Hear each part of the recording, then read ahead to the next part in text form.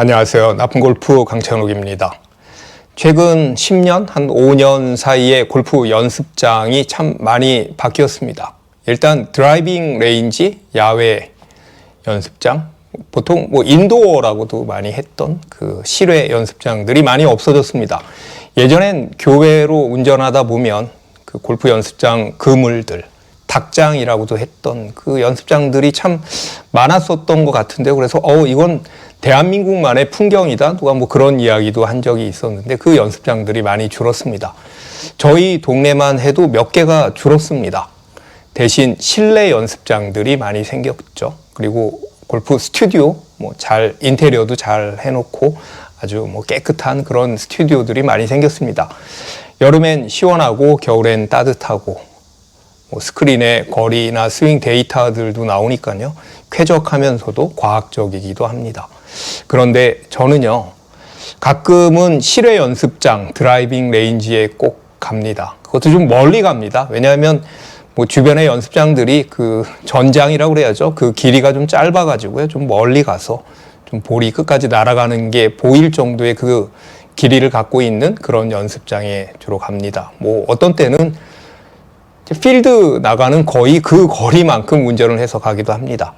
레인지에 가야 시야도 탁 트이고요. 그리고 볼이 떨어지는 것도 보이고 휘는 것도 보이고 숫자나 그래픽이 아닌 내 눈으로 볼을 직접 확인하고 싶은 마음 때문인데요. 그렇다고 제가 의심이 많거나 그런 건 아니지만 스크린 그 데이터는 또 어딘지 모르게 약간씩 좀 다른 것 같은 그런 느낌도 좀 있습니다. 보통 요즘은 실내 연습장들 많이 가시죠. 이제 실내 연습장들 가시다가 가끔 이제 드라이빙 레인지에 가게 되는데요. 그러니까 이제 드라이빙 레인지에 갔을 때 할 수 있는 연습들에 대해서 오늘 한번 이야기를 해보려고 합니다.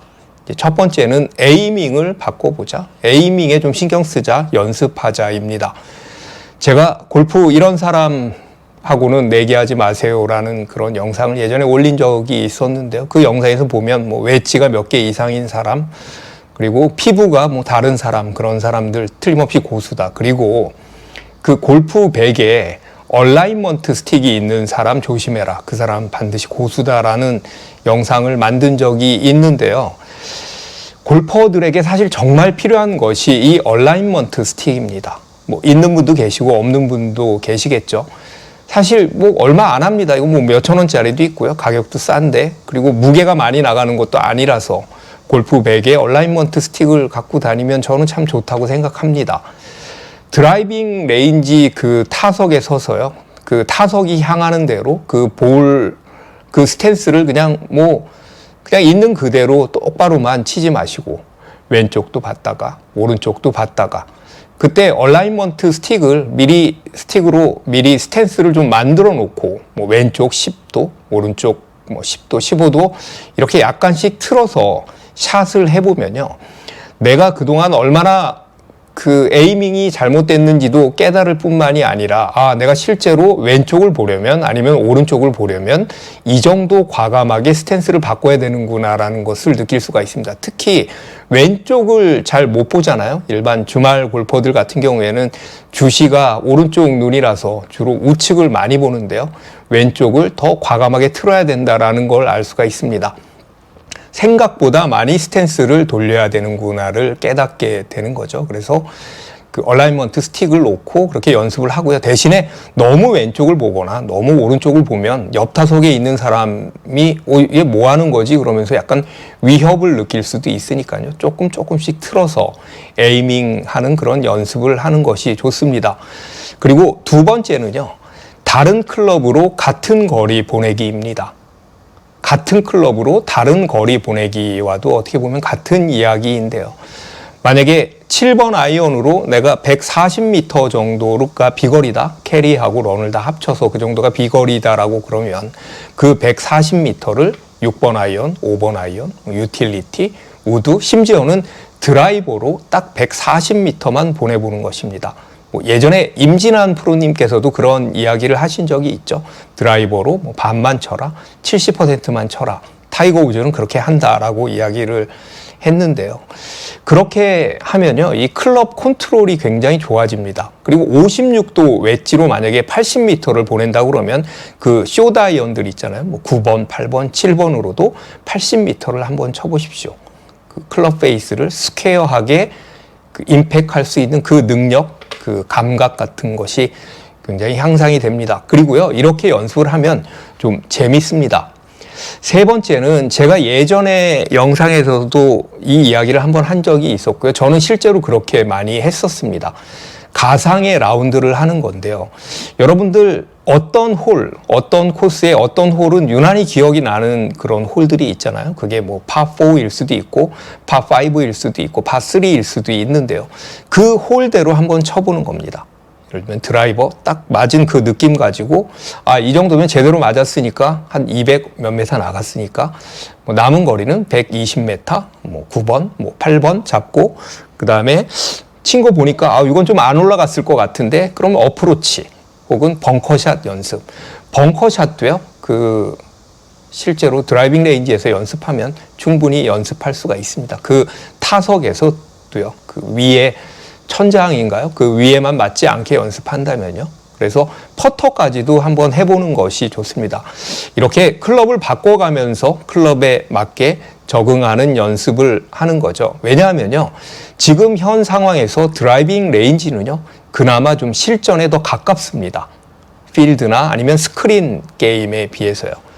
네 번째는 타이거 우즈가 보통 실전 라운드 앞에 그 루틴으로 연습장에서 가서 하는 건데요. 클럽당 2개씩만 한번 쳐보는 겁니다.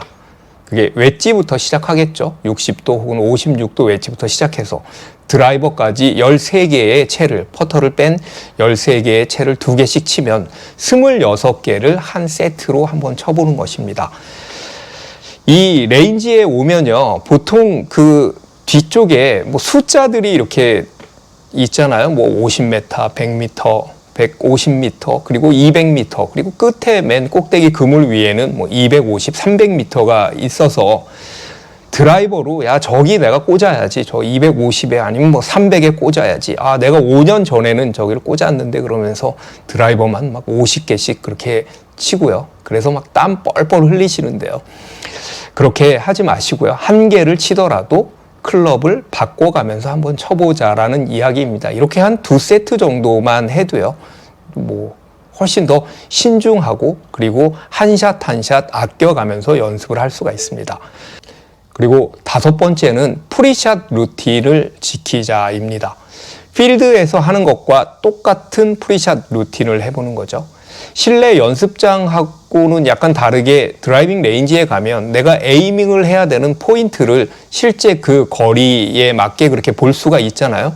그래서 공략 지점을 정하고 에이밍을 하고 혹은 뭐 빈스윙을 한 번, 뭐 어떤 사람은 2번 하겠죠. 그렇게 하고 웨그를 하고 샷을 하는 필드에서와 똑같은 프리샷 루틴으로 한타 한타를 치는 것입니다.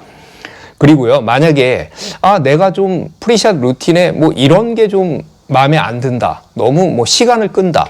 혹은 내가 너무 빨리 치는 것 같다. 요 프리샷 루틴에 요런 뭐 웨글이라든지 이런 빈스윙을 꼭 넣고 싶다. 이런 드릴을 넣고 싶다라는 것을 드라이빙 레인지에서 연습을 하면, 그리고 뭐 시간을 재는 것도 방법이겠죠. 그렇게 연습을 해서 레인지에서 미리 좀 연습을 해놓고 그리고 필드에 가면 그 프리샷 루틴이 익숙해지는 데 큰 도움이 됩니다. 저는 실내 연습장에 다니시는 분들도요. 요즘에 뭐 실내랑 실외랑 다 똑같아.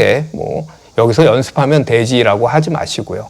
뭐 가끔, 뭐 아주 가끔은 꼭 실외 연습장, 드라이빙 레인지에 가야 된다라고 생각을 합니다. 왜냐하면요. 아까도 제가 이야기를 했지만 드라이빙 레인지는 실내 연습장보다 필드에 더 가깝습니다. 실제 필드에서 하는 샷에 가까운 것이죠. 스크린이 아무리 정확하다고 해도 탄도, 휘어짐의 정도나 캐리 거리 같은 것은 이제 실제로 보고 본인의 샷의 구질에 대해서 이제 어느 정도 확신을 갖게 하는 그런 과정이 필요한 것이고요. 그 과정을 위해서라도 드라이빙 레인지에 가야 되는 거죠. 그리고 특히 좀 고수인 분들 같은 경우에는 탄도도 조절해서 칠 수가 있고요. 그리고 샷 메이킹, 뭐 페이드를 친다든지 드로우 같은 거를 칠 때도 내 눈으로 직접 걸리는 것을 보는 것과 그냥 숫자나 그래픽으로 보는 것은 좀 다릅니다. 저는 예전에 어프로치 샷이 거의 입스에 가깝게 온 적이 있습니다. 정말 심하게 왔습니다. 물론 이제 벙커샷도 그런 적이 있고요. 그런 정말 고난의 시간들이 많았는데요. 어프로치 샷을 특히 가까운 거는요, 막 치기만 하면 쉔크가 나고요. 뒷땅이 나고, 그리고 타핑이 무서워서 살살 치다가 보면 늘 짧았습니다. 그래서 드라이빙 레인지에 52도 하나만 가지고 그냥 간 적이 있습니다. 80분인가 90분을 제가 쳤는데요. 52도 가지고 굴리기도 하고 띄우기도 하고 깎아서 치기도 하고 돌려치기도 하고 별짓을 다 해봤습니다. 정말 지겨웠지만 그래도 하나만 가지고 한번 했습니다. 2번 제가 그렇게 한 것 같습니다. 이 방법이 좋은 방법인지는 모르겠지만요. 저는 그렇게 연습을 한 후에 그래도 어프로치 샷에 좀 자신감을 갖게 됐고요. 좀 잘하게 됐습니다.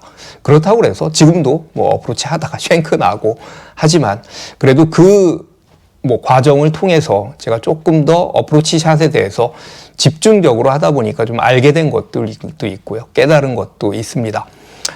헤드 스피드를 느리고 거리를 느리는 것은요, 오히려 실내 연습장에서 더 필요한 연습입니다. 그런 것들은 실내 연습장에서 하시고요. 조금 더 실전에 맞는 연습을 드라이빙 레인지에서 하십시오. 실내 연습장에 다니시더라도요, 가끔은 밖에서 연습하셔야 합니다. 오늘은 드라이빙 레인지 이야기였습니다. 어떻게 하면 드라이빙 레인지에서 연습을 좀 효율적으로 할까에 대한 이야기고요. 왜 드라이빙 레인지에 또 가야 되는지에 대한 이야기였습니다. 끝까지 시청해 주셔서 감사합니다.